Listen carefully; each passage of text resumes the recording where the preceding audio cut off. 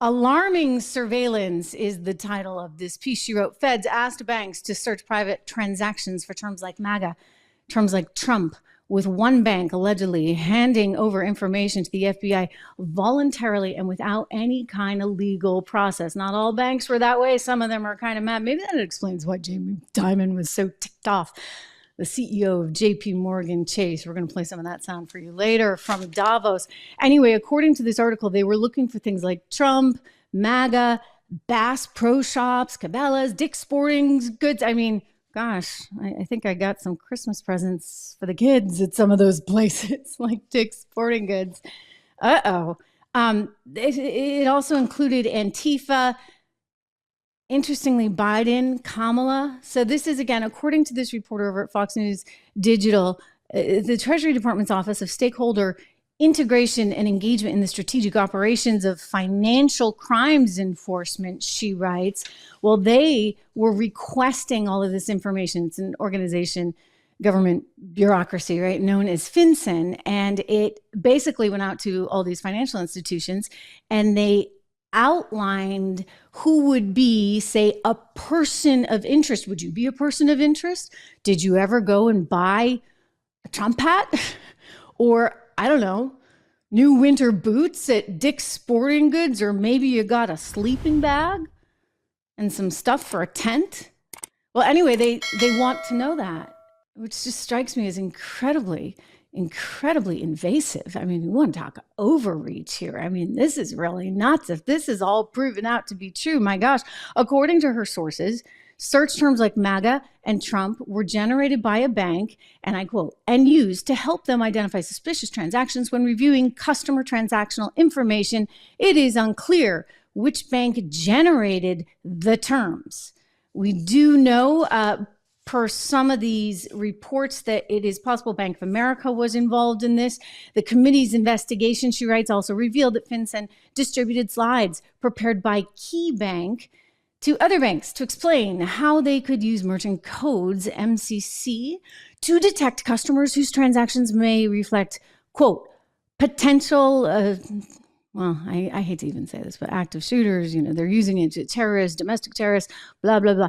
Like, they're trying to find the bad guys.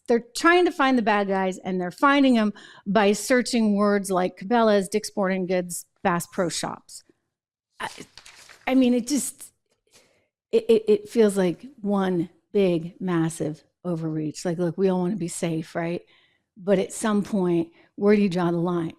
Where, like, suddenly now, if you are a Republican, or if they think you voted Republican, if you're one of the, quote, crazies, as Joy Behar would label you from The View, or you're one of these people that need to be deprogrammed, as Hillary Clinton would tell you, and has told the media, if you're one of those or perceived to be one of those people, are you now at risk of having the federal government there in your bank account? Because that's certainly what it feels like here. And I find this to be extremely alarming, extremely concerning. We worry about Big Brother. The capabilities of the federal government are actually quite extraordinary. Think about it, right? In this particular moment in time. Jim Jordan is quite concerned about this. He is investigating this, and he was recently on Fox News talking about this. Let's go to some sound from Jim Jordan blasting Biden's Fed. I mean, this is deep state on steroids, is it not, for these allegations? Let's listen in. Yeah, now in the last year, Sean, we've exposed the censorship where you had big government, big tech, big media, big academia working to censor Americans. Now we have financial surveillance where it's big government working with big banks, big corporations to surveil, to spy on Americans. And so it was big banks looking and searching private transactions using key terms at the suggestion of the federal government to find out what you're buying, what you're spending your money on. Scary stuff. All it looks like, without any warrant, without any legal process, they undertook this as a way to identify domestic violent extremism. And here's Here's what it sounds a lot like. Remember that memorandum in Richmond about pro-life Catholics are extremists because they go to church and they're pro-life and they talk about, protecting human life. That's exactly what these documents sound like. We're right on the front edge of this. We'll see how it all progresses. But it's scary stuff. It's financial surveillance of the American people. Financial surveillance of the American people. Think about that. Yeah, hey, Hunter Biden, he doesn't even have to register as a foreign agent. He can collect millions as a quote unquote lobbyist, sort of, although he's not registered. What was he anyway, right? Let's think about that. What did he call himself? I'm assuming a consultant, getting all kinds of money from all over the world.